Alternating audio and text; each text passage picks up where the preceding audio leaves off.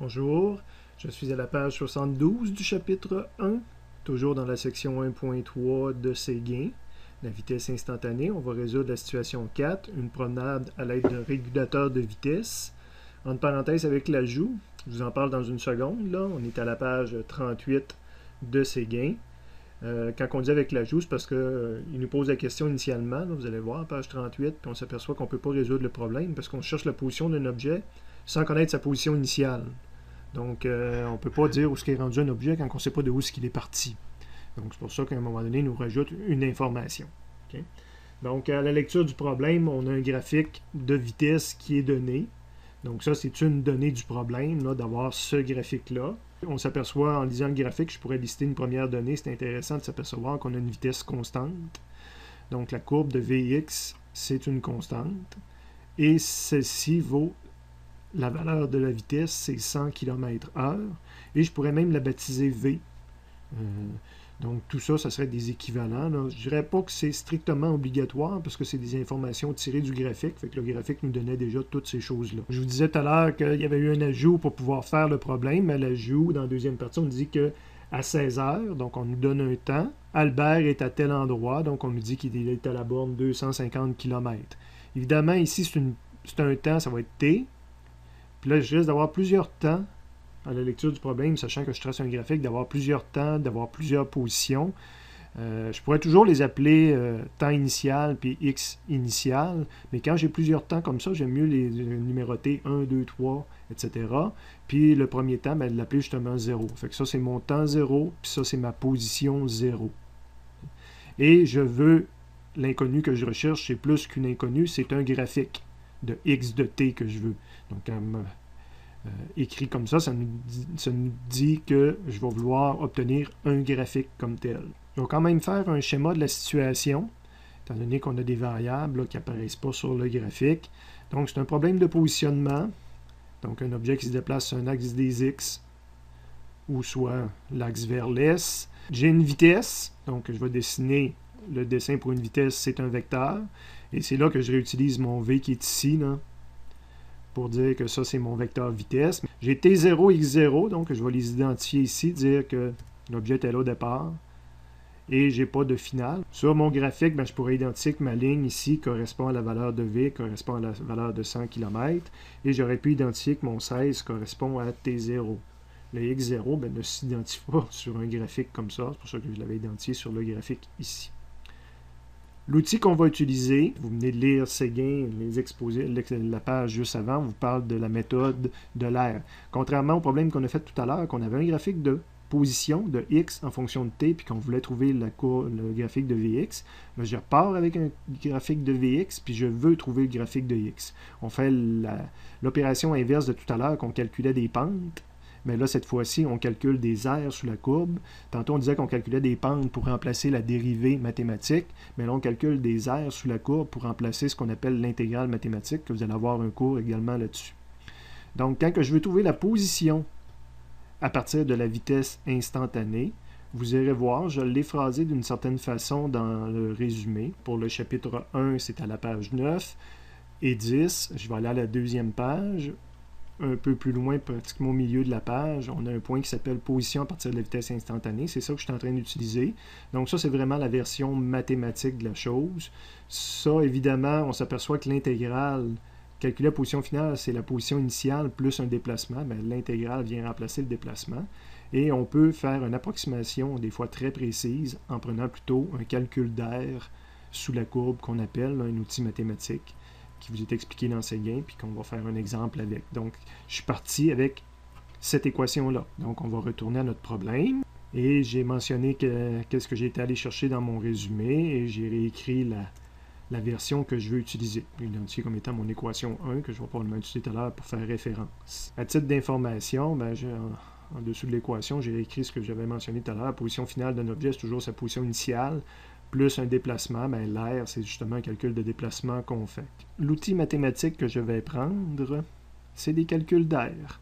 Donc, je vais avoir besoin d'une formule pour calculer de l'air. Puis ça va toujours de l'air des rectangles, donc c'est base fois hauteur. Ici, j'aurais pu écrire base fois hauteur, mais la base de mon rectangle, quand je vais me demander qu'est-ce qu'elle vaut, ben, ça va toujours être un delta t, là, dépendant de la grandeur du rectangle. Je vais montrer un. Mon delta t que j'ai ajouté sur mon graphique ici pour montrer, ben c'est toujours un temps moins l'autre. Je veux savoir quelle est la largeur. Donc, c'est un delta t. Fait que mon R se calcule, ma base, c'est delta t. Puis en hauteur, la longueur de ce côté-là de mon rectangle, ben, c'est la valeur de V. Il y a toujours une hauteur de 100. Donc, mon R ici se calcule comme V fois delta t. Il y aurait eu d'autres versions acceptables ici, mais j'ai montré quelle était la stratégie que je prenais pour calculer mes R. Et dans ce cas-ci, ben, je vais me faciliter la vie. Je vais toujours prendre ce rectangle-là que je vais déplacer. Donc, je vais toujours calculer la même R. Donc, l'air qui est montré là. Fait que je le montre sur mon graphique, là, que je suis en train de calculer l'air qui est ici. Puis, tantôt, on a dit que l'air, c'était l'équivalent d'un delta X. Donc, je l'ai mentionné encore une fois ici. Donc, c'est toujours 100 fois 0.25 si je déplace toujours un rectangle de cette grandeur-là. Un air de 25 km. C'est ma deuxième équation. Et là, mathématiquement, ben, j'ai choisi de mettre ma deuxième équation dans la première. Donc, ma position finale, ça va toujours être ma position initiale plus 25 km si j'utilise toujours le même delta t. Okay. Ce que je vais faire ici, donc je vais commencer mes calculs de position. Donc, ma troisième équation que j'ai ici, je vais l'utiliser pour calculer un premier point. Un premier point, évidemment, il faut que je parte d'une position connue. Fait que mon x1, mon nouveau point va être égal à ma position précédente, x0, qui était une position connue, plus l'air, ce rectangle-là. Donc, ma position 1 va être 250 plus 25 km. Je suis rendu à 275 km. Ça veut dire que là, je viens de faire le calcul en mettant mon rectangle ici au début. C'est-à-dire quelle est ma position à 16h25. Ben, je connais ma position au temps 0, puis à 16h25, ben, je pourrais commencer à tracer mon graphique. Donc, je me prépare un graphique de X en fonction du temps sur du papier quadrillé, puis je peux mettre le point 0, puis je peux mettre le point 1, qui est égal à 275. Puis je peux calculer un autre point, donc je vais utiliser la même physique, l'équation 3, mais pour calculer un point 2. Donc, je vais l'appeler x2 est égal à position. Il y aurait deux stratégies possibles, mais la position précédente, x1, plus l'air sous la courbe. Ça revient à dire que je déplace mon air ici, puis dire je vais calculer maintenant la position à la fin du rectangle versus au début du rectangle, donc à 16h50, avec un même delta t. Fait que là, je reste avec la même équation de base que tout à l'heure. Donc, je vais pouvoir dire que c'est ma position x2, ben c'est mon x1 précédent, 275 plus 25, je suis rendu à 300. Donc, c'est mon troisième point ici, tracé vis-à-vis le 300. Quand je disais tantôt que j'aurais pu prendre une autre stratégie, il aurait été possible ici d'écrire x0, que x2 est égal à x0 plus r. Ça veut dire aussi, évidemment, de mettre le 250 ici. Mais l'air serait plus égal à 25 pour connaître l'heure à 16h50. Parce que là, à partir de x0, il faudrait que je me fasse un rectangle là, qui part de 16 puis qui s'en va jusqu'à 16h50. Ça fait que mon delta t grandit. Ce qui fait que j'arriverai au même résultat. Là, ici, ça serait 50 en bout de ligne. Je ramène toutes mes choses comme elles étaient avant. Et on va continuer, au moins avoir un quatrième point sur mon graphique.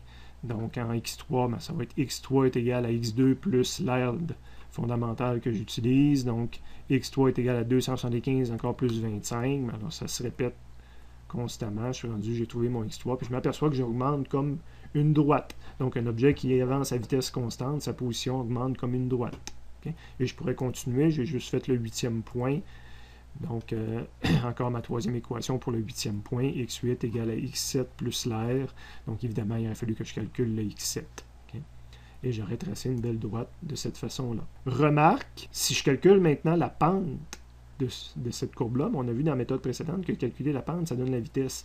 Mais calculer la pente ici, ça me donne la vitesse, puis ça devrait me donner 100. Là. Si j'ai fait ça à l'échelle du papier quadrillé, quand je fais mon calcul de pente, je devrais retrouver mon 100 que j'ai en haut.